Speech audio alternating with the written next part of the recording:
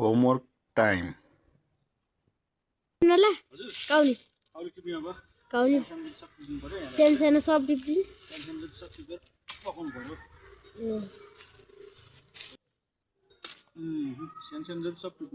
सबै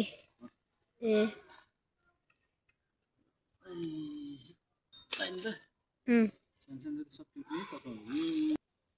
सबै टिप्न लायो नि त सबै सानो सानो जति ठुलो ठुलो चाहिँ फल्छ भनेर राख्ने फल्छ त फल्न त फलिरहेको छ हैन बढ्छ कि भनेर राख्ने यस्तो बढ्दैन के यिनीहरु ठुलो चाहिँ मजाले बढ्छ ठुलो त बढ्नै रहेछ नि यति सबै आजै पकाउने हो हजुर यति सबै आजै पकाउने अहिले पकाउने भोलि पकाउने पकाउने जाने आजलाई चाहिँ बढी हुन्छ अरे सबै कति हुन्छ रे सानो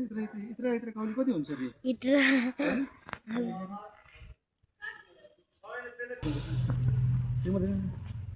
अब यो सबै टिप्ने हो सबै यति सबै बेलामा कुन कुन हुन्छ हेरेर टिप्ने अनि ए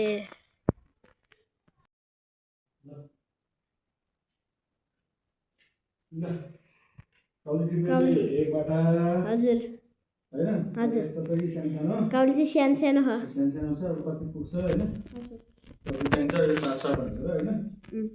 पुग्छ होला नि आजलाई त आज भोलि पुराउनु पर्छ 5-7 भोलिलाई नि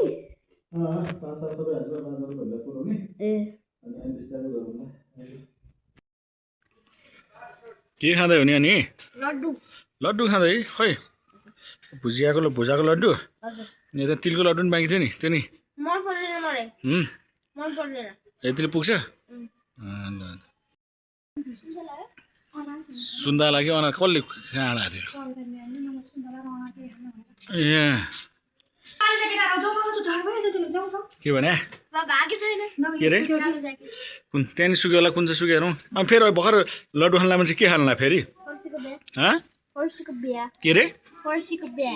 बिहा बिहा फर्सीको बिहा आमा के होला फेरि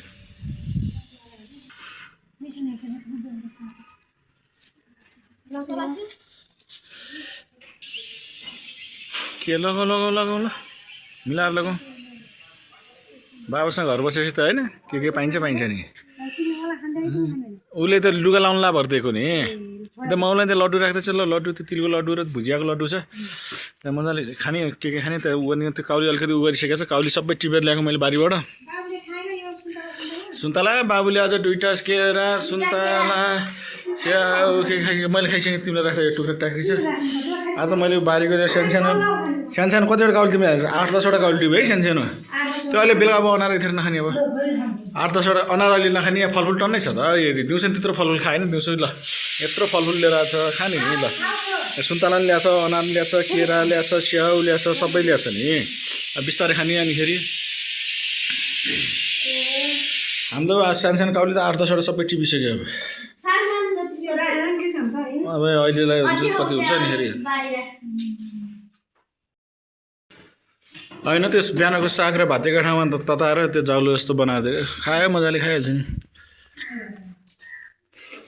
अलिकति साँझा गुन्द्रुक त्यहाँनिर हाल्ने अलिकति के हाल्ने साँझा गुन्द्रुकको त्यहाँनिर एउटा अलिकति रस अनि यता खाइहाल्छ यो बगाडो खायो अलिक ठिक कस्तो मिठो भएर चाहिँ यो बगाडो त्यो तल हाम्रो एउटा कहाँ राखेको थियो क्या त्यो नि हेरेर खानु पनि भात मिठो भएको थियो नि त दिउँसो अनिखेरि त्यो सिगा नआउला चिसोले उता नाको सिङ्गो भएको छ त्यो हातको गर्ने त्यो मजाले तातो न्यानो भएर बस्यो चिसो चाहिँ सुल्दान बेला आइसक्यो फेरि घर बस्नु लिएर पनि अनि सुल्दान बेला चाहिँ हुन्छ फेरि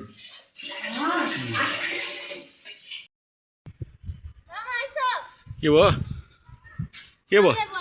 हजुर किन बोला मामुलाई किन बोला लुगा त सब उडेर गइसक्यो के अरे हावाले उडाइसकेको छ अब टिप्नुपर्छ अहिले च्यापाएर हिँड्छ एउटै लुगा च्याप्नुपर्छ नि एउटै लुगा च्यापाएर हिँड्छ सब भैँभरि भद्र गोली भइ हुन्छ अहिले भर्खर हेरेर गएको कि एउटा उडेको थिएन अहिले त सब भद्र गोल भएर सब उडिसकेको छ भाइ हावा लागेर च्यापाइ रहन्छ फेरि एउटा पनि च्यापाएर रहन्छ टक्टको सबै टक्टको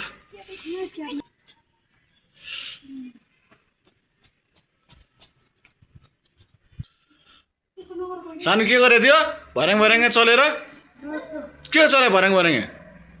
लड्छ हुन्छ कहाँ त्यो ज्ञानी हुनु भने जति झन् भनेको नमान्ने यार अनि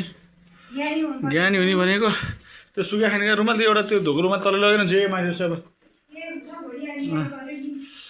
त्यो रुमाल सुगा हुन्छ त्यो रुमाल त्यही भयो नि हुन्छ अब ल पाक्यो लगभग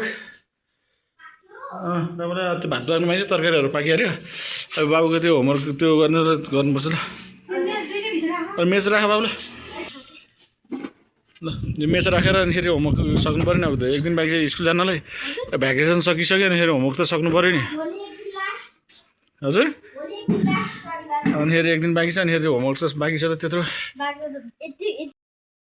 ल यहाँ अब सबै यहाँ सबै यहाँ मैले प्रिन्ट गरेर ल्याएर राखेको छु रेडी बनाएर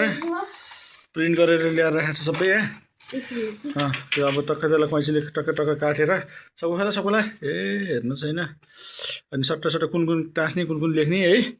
टक्क मिलाएर अनि त्यो गर्ने अब त्यो पहिला कैँचीले काटेर त्यो टुक्रा बनाउनु पऱ्यो कुन पिक्चरहरू सबै टुक्रा बनाउनु यहाँ चाहिँ एउटा पेज त्यो गरिसकेपछि अनि त्यो सबै फाल्यो हजुर त्यही भने त्यो देखिन्छ बिस्तारै सबै त्यसको सबैको कहाँ क्लियर आउँछ त कुनै त्यस्तो कलर प्रिन्ट पनि त्यतिकै भएको छ अनिखेरि कुना नलाने ल र सबै पहिला टुक्रा बनायो सबै त्यो कटिङ गऱ्यो होइन त्यो फोटो टुक्रा भयो भएन अब त्यहाँ कसरी मिलाएर सर्लक टाँस्ने अनि त्यो मुनि अलिअलि नाम लेख्नेलाई त्यो टक्क गरेर अनिखेरि गर्ने मिलाइ गर्ने ल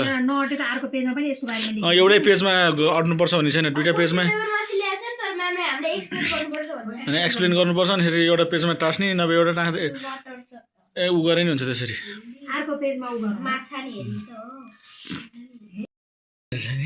खै कतिको भयो यो एउटा भयो यस्तरी यो एउटा भयो यस्तरी है अब यहाँ अरू बाँकी छ अब पहिला यता गर्दै गरौँ बिस्तारै गरौँ यता नि भयो यता नि भयो यो प्रोजेक्टको वर्क यो हो यतापट्टि अब यसको यो यति बाँकी रह्यो यसको लेख्नु बाँकी रह्यो है अब यो अहिलेलाई यत्तिकै होस् अब अनिखेरि अब भोलि बाँकी छ भोलि गरौँला अहिले भात खाने बेला हुनुलाई है त गाइजहरू